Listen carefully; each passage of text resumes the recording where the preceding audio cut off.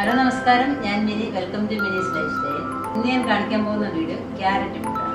എങ്ങനെയാണ് ക്യാരറ്റ് പുട്ട് ഉണ്ടാക്കുന്നത് നോക്കാം. നമ്മൾ പലതരത്തിലുള്ള പുട്ട് ഉണ്ടാക്കാറുണ്ട്. അരിപ്പുട്ട്, ഗോതമ്പ് പുട്ട്, റവപ്പുട്ട്, പല രീതിയിൽ ഉണ്ടാക്കാറുണ്ട്. ഇപ്പം ക്യാരറ്റും കൂടി ഇട്ട് എങ്ങനെയാണ് പുട്ട് ഉണ്ടാക്കുന്നതെന്ന് നോക്കിയാലോ. ക്യാരറ്റ് പുട്ട് ഉണ്ടാക്കാൻ പോകുന്നതിന് മുമ്പായിട്ട് ഇതുവരെയും നിങ്ങൾ എൻ്റെ ചാനൽ സബ്സ്ക്രൈബ് ചെയ്തില്ലാന്നുണ്ടെങ്കിൽ സബ്സ്ക്രൈബ് ചെയ്യാൻ മറക്കരുത്.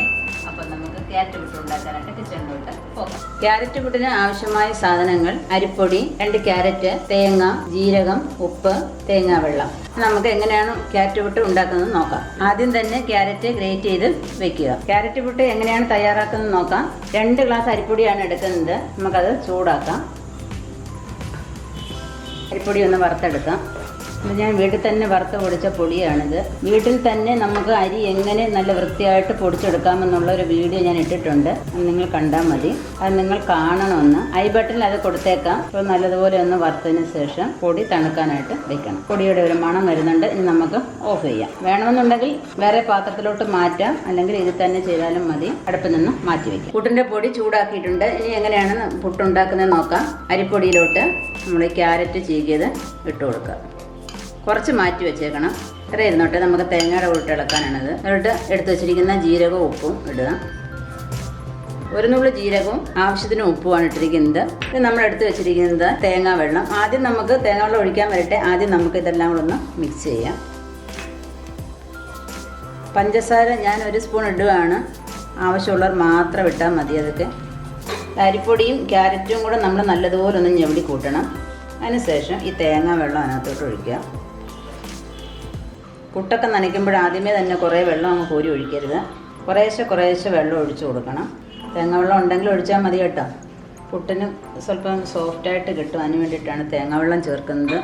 തേങ്ങ വെള്ളം കഴിഞ്ഞു. ഇനി സ്വല്പം വെള്ളം ചേർത്ത് കൊടുക്കാം. ഇത് നമ്മളിനി മിക്സിയിലൊന്ന് അടിക്കും. അപ്പോൾ ഈ ക്യാരറ്റിൻ്റെ വെള്ളവും കൂടെ ഒക്കെ അതിനകത്തങ്ങ് ഇറങ്ങും. അപ്പോൾ നല്ല പരുവത്തിന് കിട്ടും. ഇതിൽ ചോറ് ചേർക്കുന്നില്ല.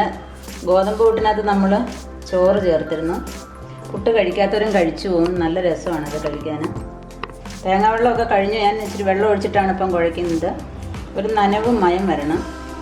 അപ്പം പുട്ടിൻ്റെ പൊടി നല്ലോണം നനഞ്ഞിട്ടുണ്ട്. ഇനി നമുക്കിതിനെ മിക്സിയുടെ ജാറിനകത്തിട്ടൊന്ന് പൊടിച്ചെടുക്കാം.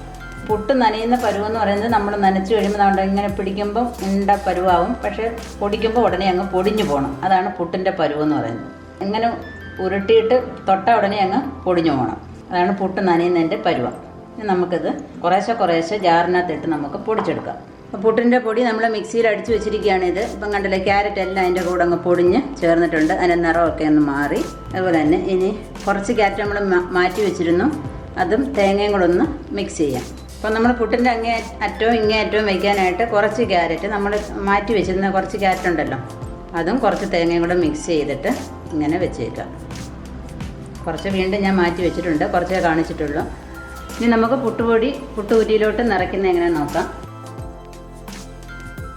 മാവിന് പുട്ടുകുറ്റിയിലോട്ട് നമുക്ക് നിറയ്ക്കാം. നമ്മൾ ഈ തേങ്ങയും ക്യാരറ്റും കൂടെയുള്ള മിശ്രിതം ആദ്യം ചില്ലുണ്ടോ എന്ന് നോക്കണം. ആദ്യം അതിലോട്ട് കുറച്ചിട്ട് കൊടുക്കുക. അതിനുശേഷം പുട്ടുപൊടിയും ഇട്ട് കൊടുക്കുക. ഇടയ്ക്ക് ഒരു സ്വല്പം തേങ്ങയും കൂടി ഇട്ട് കൊടുക്കാം. ഒന്ന് അമർത്തി വെക്കണേ.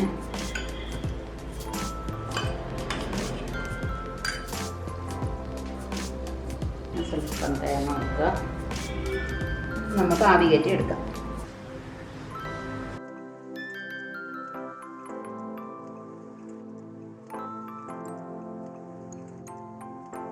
അപ്പം നമ്മുടെ അടിപൊളി ക്യാരറ്റ് പുട്ട് റെഡി ആയിട്ടുണ്ട്. തീർച്ചയായിട്ടും നിങ്ങൾ ഇത് ചെയ്ത് നോക്കണം. എന്നിട്ട് നിങ്ങളത് അഭിപ്രായങ്ങൾ പറയണം. കൂട്ടുകാർക്കൊക്കെ ഒന്ന് ഷെയർ ചെയ്യണം. ലൈക്ക് ചെയ്യാൻ ഒട്ടും മറക്കരുത്. അതേപോലെ സബ്സ്ക്രൈബ് ചെയ്യാനും മറക്കരുത്. എൻ്റെ ഫേസ്ബുക്ക് പേജായ മിനീസ് ലൈഫ് സ്റ്റൈലും കൂടി ഒന്ന് ലൈക്ക് ചെയ്ത് വിടുക.